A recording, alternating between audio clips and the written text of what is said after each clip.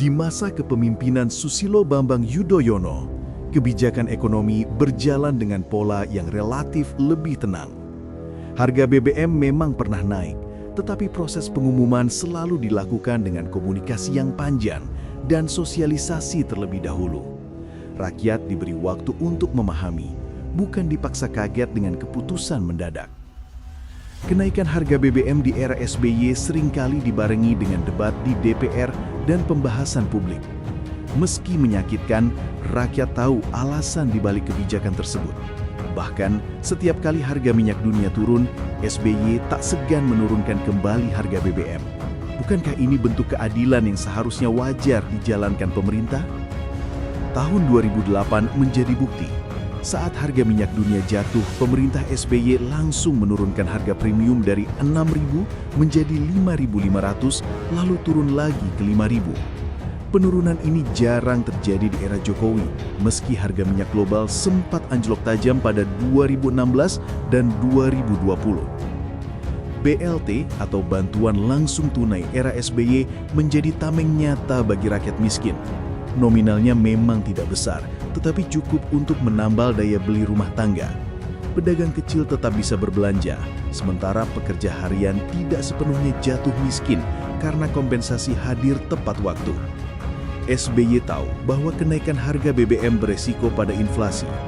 Karena itu ia berusaha menyeimbangkan dengan program kompensasi yang terstruktur. Ini membuat transisi kebijakan terasa lebih manusiawi. Bagaimana rakyat tidak membandingkan ketika di masa Jokowi kompensasi terasa jauh lebih minim. Di era SBY, pertumbuhan ekonomi relatif stabil di kisaran 5,8 hingga 6,3%. Angka ini didorong kuat oleh konsumsi rumah tangga. Rakyat masih punya ruang untuk belanja, pasar tradisional tetap ramai, dan daya beli tidak segampang itu runtuh oleh kenaikan harga. Data BPS menunjukkan jumlah penduduk miskin di era SBY turun konsisten dari 16,7% pada 2004 menjadi 11,25% pada 2014. Penurunan lebih dari 5% ini terjadi karena harga kebutuhan pokok masih terjangkau. Bukankah indikator ini cukup untuk mengatakan daya beli rakyat benar-benar dijaga? Utang pemerintah di era SBY memang naik, tetapi terkendali. Dari sekitar Rp1.200 triliun pada 2004 menjadi Rp2.600 triliun pada 2014. Rasio utang terhadap PDB tetap terjaga di bawah 25%. Kondisi ini memberikan ruang fiskal yang lebih sehat untuk generasi berikutnya. Daya beli masyarakat kecil tampak jelas dalam kehidupan sehari-hari. Di pasar tradisional, harga beras, minyak goreng, dan gula masih dapat dijangkau oleh buruh tani maupun pedagang kecil. Transportasi umum juga tidak mengalami kenaikan ongkos yang terlalu drastis karena harga BBM lebih terkontrol. Saat krisis finansial global 2008, SBY berhasil menjaga ekonomi Indonesia agar tidak terperosok terlalu dalam. Pertumbuhan memang melambat, tetapi tetap positif, sementara banyak negara lain justru minus. Hal ini menjadi catatan penting bagaimana stabilitas ekonomi dijaga dengan hati-hati. Kebijakan SBY seringkali dikritik lamban, tetapi lambannya kebijakan justru memberikan kepastian. Rakyat tahu perubahan tidak akan terjadi dalam semalam. Apakah bukan ini yang sebenarnya diinginkan rakyat, yakni kepastian dan kesempatan untuk bersiap? Ketenangan era SBY juga terasa dari tingkat inflasi. Inflasi memang pernah tinggi, mencapai 11% pada 2005 ketika harga BBM naik. Tetapi kemudian terkendali di kisaran 4 hingga 6% pada tahun-tahun berikutnya. Stabilitas harga inilah yang membuat pasar tetap hidup. Keputusan-keputusan ekonomi di masa SBY jarang dilakukan mendadak. Ada pola komunikasi, ada dialog, bahkan kadang-kadang terasa bertele-tele. Tetapi itulah mekanisme demokrasi yang membuat rakyat tidak merasa dipermainkan oleh kebijakan sepihak. Dalam satu dekade pemerintahannya, SBY berhasil menurunkan angka kemiskinan lebih cepat dibanding banyak negara berkembang lainnya. Hal ini terjadi karena strategi menjaga harga dan memberi kompensasi berjalan beriringan. Rakyat kecil tidak perlu bingung setiap kali bangun tidur. Harga BBM jarang berubah tanpa pemberitahuan.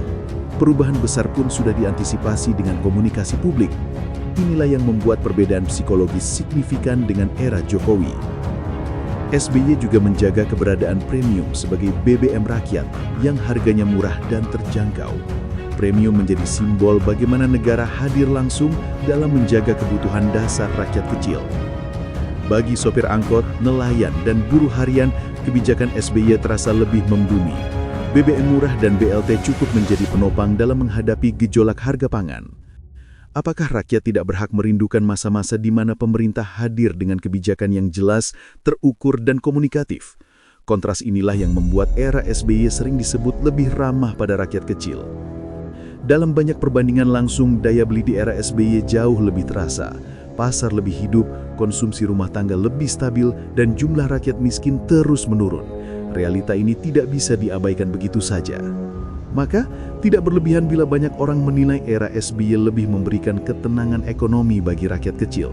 Ketika rakyat kecil bisa belanja tanpa cemas, itu tanda pemerintah berhasil menjaga keseimbangan. Jokowi memulai pemerintahannya dengan gebrakan. Baru sebulan menjabat, pada 18 November 2014, harga BBM naik drastis. Premium dari Rp6.500 menjadi Rp8.500, solar dari Rp5.500 ke Rp7.500. Pengumuman dilakukan malam hari, berlaku pukul 00. Rakyat terbangun dengan harga baru tanpa bisa mengantisipasi. Model ini jelas berbeda dengan era SBY. Jika dulu ada waktu persiapan, di era Jokowi, keputusan mendadak menjadi kebiasaan. Pertanyaan pun muncul, apakah cara semacam ini pantas dijalankan untuk kebijakan publik yang menyangkut hajat hidup orang banyak? Seiring waktu, premium perlahan dihapus dari pasaran. Rakyat dipaksa beralih ke Pertalite sebagai BBM subsidi. Namun, pada September 2022, harga Pertalite naik dari Rp7.650 menjadi Rp10.000 per liter. Solar subsidi ikut naik dari Rp5.150 menjadi Rp6.800. Kenaikan ini langsung menghantam daya beli pekerja kecil. Berbeda dengan SBY yang mempertahankan premium sebagai simbol BBM murah, Jokowi justru membiarkan rakyat menghadapi harga baru dengan alasan subsidi membebani APBN. Pertanyaan yang sering muncul, siapa sebenarnya yang paling merasakan subsidi? Rakyat kecil atau pemilik mobil pribadi? BLT BBM memang diberikan di era Jokowi, tetapi nominalnya hanya Rp150.000 per bulan selama 4 bulan. Angka ini tentu jauh dari cukup untuk menutup lonjakan biaya transportasi dan kebutuhan pokok. Subsidi energi memang membengkak di era Jokowi, bahkan mencapai Rp502 triliun pada 2022. Namun, penyalurannya diarahkan ke belanja negara dan proyek infrastruktur, bukan sepenuhnya untuk menjaga harga agar tetap terjangkau. Dampaknya jelas terlihat. Data BPS mencatat jumlah penduduk miskin pada 2022 naik menjadi 26,36 juta orang setelah kenaikan harga BBM. Sebaliknya, di era SBY, angka kemiskinan menurun konsisten setiap tahun. Inflasi juga melonjak pasca kenaikan BBM. Pada September 2022, inflasi tahunan mencapai 5,95%, tertinggi sejak 2015. Harga beras, minyak goreng, dan ongkos transportasi ikut terkerek. Apakah data ini bisa menutup mata pemerintah bahwa rakyat di pasar tradisional mengeluh uang belanja semakin tipis? Pertumbuhan ekonomi di era Jokowi cenderung stagnan di angka 5%, sementara di era SBY, angka itu mendekati 6%. Perbedaan kecil ini sebenarnya mencerminkan sesuatu yang besar. Konsumsi rumah tangga di era SBY lebih kuat, sementara Jokowi lebih mengandalkan belanja negara dan utang. Utang negara di era Jokowi melonjak tajam. Dari Rp2.600 triliun pada 2014, menjadi lebih dari Rp7.700 triliun pada 2022. Rasio utang terhadap PDB mendekati 40%. Apakah ini strategi yang benar-benar sehat bagi generasi mendatang? Rakyat kecil merasakan langsung dampaknya. Ongkos transportasi naik, harga pangan meroket, sementara pendapatan tetap. Para pekerja harian harus memutar otak lebih keras hanya untuk memenuhi kebutuhan dasar. Kebijakan yang diumumkan mendadak menambah ketidakpastian. Esok pagi, rakyat bisa saja menghadapi harga baru tanpa peringatan. Bukankah ini menambah beban psikologis di tengah tekanan ekonomi? Harga BBM di era Jokowi jarang turun meski harga minyak dunia jatuh. Tahun 2016 dan 2020 menjadi contoh. Harga minyak dunia anjlok, tetapi harga Pertalite dan solar tetap bertahan. Apakah alasan fiskal lebih penting daripada nafas rakyat kecil? Sementara itu, proyek infrastruktur memang masif, tetapi rakyat kecil merasa tidak mendapat manfaat langsung.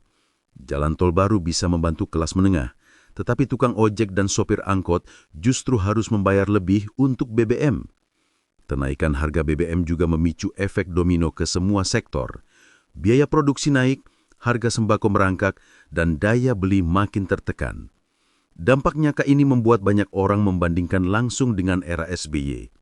Jika dulu rakyat masih bisa belanja dengan tenang, kini uang belanja habis sebelum waktunya.